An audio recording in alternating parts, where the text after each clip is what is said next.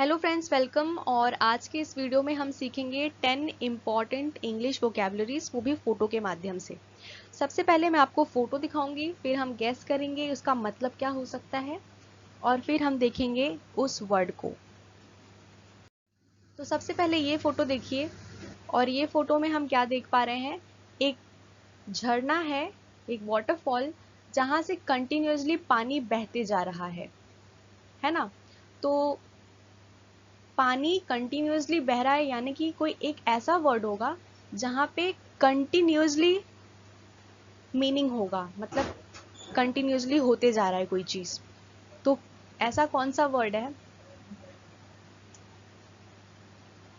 Incessant. ठीक है, incessant है वो वर्ड।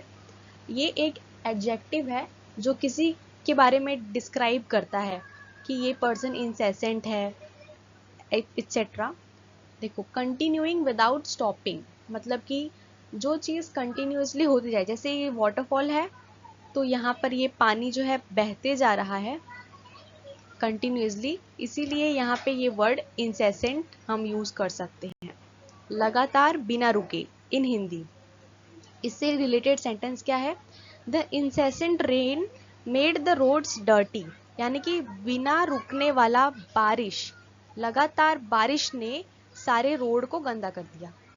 अगला जो वर्ड है, अब ये देखिए, ये फोटो से आप क्या समझ सकते हैं?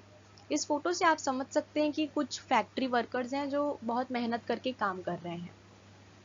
तो ऐसा कौन सा वर्ड हो सकता है जो बताए कि बहुत मेहनत करते ही रहते हैं, थकते नहीं हैं? वो वर्ड है अनटायरिंग। तो ये जो फैक्ट्री वर्कर्स हैं, ये लोग बिना थके काम कर रहे हैं, इसीलिए ये लोग क्या है? अनटायरिंग नेचर के हैं। इसका मीनिंग हम देखेंगे। सबसे पहले पार्ट ऑफ स्पीच देखते हैं। एडजेक्टिव, ये इनके बारे में डिस्क्राइब कर रहा है, और जो चीज़ किसी के बारे में, किसी नाउन के बारे में डिस्क्राइब करता है, उसको हम एडजेक्टिव बोलते हैं। तो ये क्या है? ये वर्ड क्या है? ये एक एडजेक्टिव है, और इसका इंग्लिश में इजी मीनिंग क्या है? समवन और something that keeps going without getting tired. कोई एक ऐसा व्यक्ति या कोई चीज जो हमेशा काम करते रहता है बिना थके। हिंदी में इसका मतलब है बिना थके काम करने वाला। और sentence, she is an untiring worker who helps everyone. अब अगला वर्ड हम देखेंगे। ठीक है, बहुत अच्छा वर्ड है। यहाँ पर एक बच्ची है, और वो बहुत ही ध्यान से एक घास को उठा करके डिटेल में देख रही है कि ये क्या है, इसके अंदर क्या क्या चीजें हैं। तो किसी चीज को ध्यान से देखने को हम इंग्लिश में क्या कहते हैं, या डिटेल में देखने को क्या कहते हैं? तो वो वर्ड आपके सामने आ रहा है, स्क्रूटिनाइज। ठीक है, तो स्क्रूटिनाइज का पार्ट ऑफ स्पीच क्या है? वर्ब। यहाँ पे ये क्या कर रही है? ये देखने का काम कर रही है ना, मतलब यहाँ पे ये एक्शन कर रही है, इसीलिए ये क्या है? एक वर्ब है। और इसका इजी मीनिंग इन इंग्लिश क्या है? To look at something very carefully. जैसे ये लड़की इस घास को बहुत ध्यान से देख रही है मैग्नीफाइंग ग्लास यूज करके। एग्जामिनिंग एवरी डिटेल, यानी अगर आप कोई डॉक्यूमेंट देते हैं किसी लॉयर को या जज को, तो वो बहुत ध्यान से एग्जामिन करता है ना उस डिटेल को। वहां पे भी आप स्क्रूटिनाइज वर्ड यूज कर सकते हो। अभी इसका हिंदी में इजी मीनिंग क्या है? बारीकी से जांचना, सूक्ष्मता से देखना। और एक सेंटेंस देख लेते हैं। The teacher scrutinised the students project before grading it. तो टीचर ने क्या किया? बहुत ही ध्यान से देखा प्रोजेक्ट को, सारे डिटेल्स को उसने अच्छे से जांचा और फिर ग्रेड किया। अगला वर्ड ये देखो, बहुत अच्छा वर्ड है। आप क्या देख सकते हो? यहाँ पे कुछ लोग मीटिंग कर रहे हैं, आप ये देख सकते हो। यहाँ आप देख सकते हो कि यहाँ पे 3 लोग बैठे हुए हैं। तो 3 लोगों को क्या हम कह सकते हैं? Group of 3 people. तो इंग्लिश में एक बहुत प्यारा वर्ड है उसके लिए, दैट इज ट्रायम्वायरेट। ओके, ट्रायम्वायरेट। जैसे गांधी जी के 3 बंदर को भी हम ट्रायम्वायरेट कह सकते हैं, या गांधी जी और वल्लभ भाई पटेल और नेहरू जी के जोड़ी को भी हम ट्रायम्वायरेट कह सकते हैं। और इसका पार्ट ऑफ स्पीच क्या है? नाउन, ठीक है। और इसका इजी मीनिंग क्या है?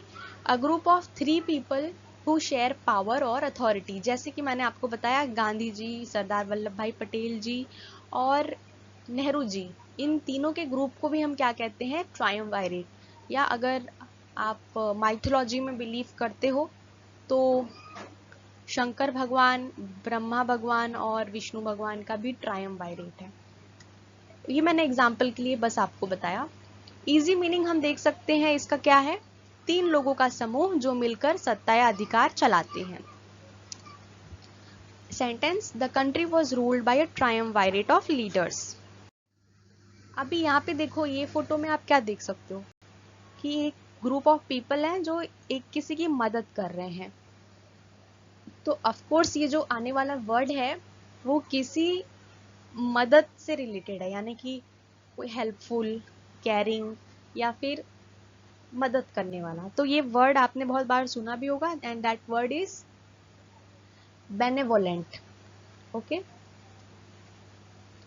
इसका पार्ट ऑफ स्पीच क्या है? एडजेक्टिव, क्योंकि ये किसी के बारे में बता रहा है ना, किसी नाउन के बारे में, कि कोई हेल्पफुल है यानी वो बेनेवोलेंट है।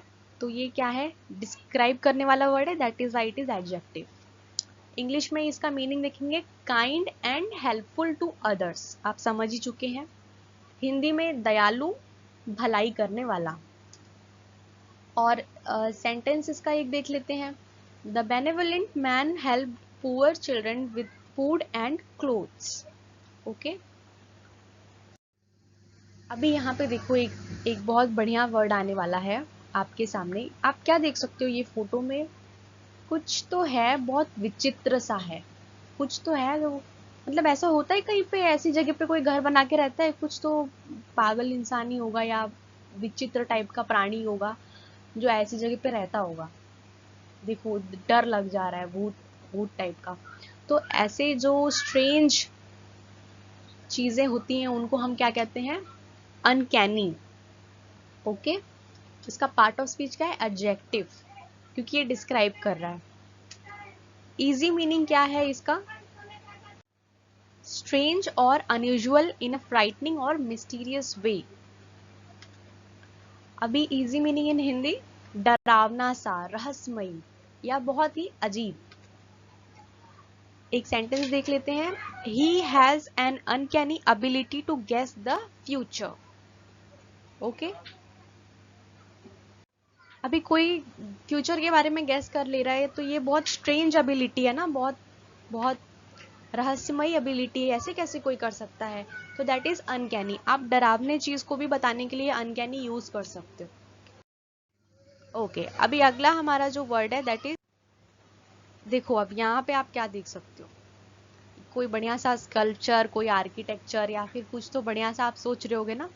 बट ये फोटो में देखो, एक कोई कहेगा कि हाथी है और कोई कहेगा कि नहीं, गाय है। जब आप ये वाले एंगल से देखेंगे तो आपको एक हाथी दिखेगा, और जब आप ये वाले एंगल से देखेंगे तो आपको एक गाय दिखेगा। तो यहाँ पे क्या हो रहा है? लोगों की मान्यता के हिसाब से लोग अपने बात को बोलेंगे कि नहीं, ये एक हाथी है या फिर ये गाय है। तो ऐसे वर्ड को इंग्लिश में क्या कहते हैं? परसेप्शन, यानी कि अपनी मान्यता या अपने एंगल से सोचना, अपने पर्सपेक्टिव से सोचना, दैट इज कॉल्ड परसेप्शन। ये क्या है? एक नाउन है।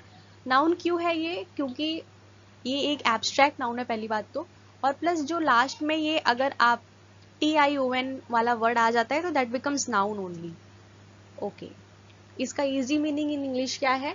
The way we see, understand और थिंक अबाउट समथिंग। हमारा अपना तरीका, हमारा अपना पर्सपेक्टिव। हिंदी में हम कह सकते हैं धारणा, या समझने या देखने का तरीका। हमारे तरीके से, जिसका तरीका होगा वो इस तरफ से देखेगा तो वो एक हाथी दिखेगा, जिसका तरीका होगा वो गाय दिखेगा। अगला है हमारा, everyone has a different perception of the same situation. जैसे कोई लोग किसी चीज को देख करके अच्छा बोलेंगे तो कोई खराब बोलेगा। अगला है, यहाँ पे देखिए, एक व्यक्ति है, किसी को एक गिफ्ट दे रहा है और एक गिफ्ट ले रहा है। गिफ्ट देने या लेने को हम क्या कह सकते हैं? आप गैस कर चुके हैं तो मैं आपको वर्ड दिखा देती हूँ। That word is endo. ठीक है, ये क्या है? गिफ्ट देना क्या होता है, एक एक्शन होता है, तो ये वर्ब है। इसका मीनिंग एक ऐसा गिफ्ट किसी को देना या ऐसा स्पेशल क्वालिटी किसी को देना जो उसके साथ बहुत समय तक रहे। जैसे टीचर हमें पढ़ाती है ना, तो टीचर हमें शिक्षा दे रही हैं जो हमारे साथ आजीवन रहेगा, वो हमसे छीना नहीं जा सकता, तो वो दे रही हैं। गिव मतलब बस सिंपली दे देना, बट कोई ऐसा वस्तु या ऐसा कोई चीज देना जो हमेशा हमारे साथ रहे, ऐसे चीज को देने को हम एंडो कहते हैं। ठीक है, ओके। किसी को स्थायी रूप से कोई गुण या क्षमता देना। Okay, sentence God has endowed humans with intelligence. अब आप समझ ही चुके हैं इसका मतलब क्या है। गॉड ने हमें क्या दिया, इंटेलिजेंस दिया है जो हमारे साथ हमेशा रहता है। साथ ही में आपने बहुत बार सुना होगा कि किसी किसी हिस्टोरिक पर्सन को कोई टाइटल दिया जाता है, वो टाइटल हमेशा उसके साथ रहता है, तो वो भी एंडो, हम वहाँ पे वो वर्ड यूज कर सकते हैं। अगला जो वर्ड है ये देखो, बहुत अच्छा वर्ड है। ये इंसान फांसी पे चढ़ने वाला था, लेकिन कोई आकर के इसको बचा लेता है। मतलब जज आके बोलते हैं नहीं नहीं तुमको हम बचा ले रहे हैं, तुम नहीं, मतलब बच गए तुम। तो किसी को बचा लेना, इस वर्ड को इंग्लिश में क्या बोलेंगे? किसी को बचा लेने को हम इंग्लिश में कहते हैं स्पेयर। ओके ओके, किसी को बचाना एक काम है, एक्शन है, तो that is why it is verb. To save someone from harm और पनिशमेंट, ये इसका इंग्लिश मीनिंग हो गया। हिंदी में हम कह सकते हैं बख्श देना या नुकसान से बचाना। ओके, सेंटेंस यहाँ पर आप देख सकते हैं, द जज spared the man from punishment as you can see from this photo. लेकिन इसका हमारे पास दूसरा भी मीनिंग है। स्पेयर वर्ड का दूसरा भी मीनिंग होता है वर्ब में, and that is to give और टू हैव और give some extra time, money और थिंग टू समवन। किसी को एक्स्ट्रा समय देना, एक्स्ट्रा मनी देना, उसे भी हम स्पेयर कहते हैं। हिंदी में क्या कहेंगे? अतिरिक्त होना या देना। क्या? समय या पैसा या चीज, कोई भी चीज एक्स्ट्रा देना, उसे भी हम स्पेयर कहते हैं। और sentence can you spare some time for me, क्या आप हमें थोड़ा समय दे सकते हैं? जैसे कि मैं आपसे कह रही हूँ can you spare some time for me and watch my video, तो that is where we can use the word spare. Okay, अगला वर्ड देखो, यहाँ पे कोई जो व्यक्ति है, ये इनको कुछ उल्टा सीधा बोल रहे हैं, ये दुखी है और ये गुस्से में है, यानी कि ये तीखी वाणी का प्रयोग कर रहे हैं दोस्तों। तो ऐसे वर्ड हम क्या यूज कर सकते हैं इंग्लिश में जो हम कहें कि तीखी वाणी, या हमें कोई कटु वाणी बोले जो हमको अच्छा नहीं लगे, तो वो वर्ड है ट्रेंचेंट। स्पेशली ये वर्ड जो है हम किसी बात के लिए या आलोचना के लिए यूज करते हैं। देखो यहाँ पे आलोचना मतलब होता है कि क्रिटिसाइज करना किसी चीज को। ठीक है, अभी ये क्या है, उसको डिस्क्राइब कर रहा है ना, वो जो बोल रहे हैं उस चीज को डिस्क्राइब किया जा रहा है, तो दैट इज एडजेक्टिव। इंग्लिश में इसका मीनिंग देखें, very sharp, clear and forceful, specially words और क्रिटिसिज्म। हाँ, तो जैसे मैंने आपको बताया ये बोलने के लिए ही यूज होता है। मतलब अगर मैंने आपको कुछ बोल दिया, मैंने बहुत ही डायरेक्ट वे में, बहुत क्लियर कट वे में, बहुत तीखी वाणी में बोला, तो वहां पे ट्रेंचेंट वर्ड यूज होगा। ठीक है, प्रभावशाली, कड़ा या तीखा, खासकर बोल या आलोचना के लिए ये यूज होता है, यानी कि बाकी चीजों के लिए नहीं यूज करेंगे, बातचीत के डिस्क्रिप्शन के लिए यूज करेंगे हम, कि मैम ने आपको कैसे डांटा, she scolded me in a trenchant way. The journalist made a trenchant comment on corruption. है ना, जो जर्नलिस्ट थी उन्होंने बहुत ही कड़ा, बहुत ही प्रभावशाली कमेंट किया करप्शन के ऊपर। तो दोस्तों आज हमने 10 वर्ड्स कंप्लीट कर लिए हैं। अगर आप चाहते हैं ये सीरीज कंटिन्यू हो तो लाइक, शेयर, सब्सक्राइब ज़रूर करें। ऐसे बहुत सारे अच्छे वर्ड्स के साथ हम आते रहेंगे और आपको और भी बहुत सारे अलग अलग प्रकार के वर्ड्स हम देते रहेंगे। धन्यवाद।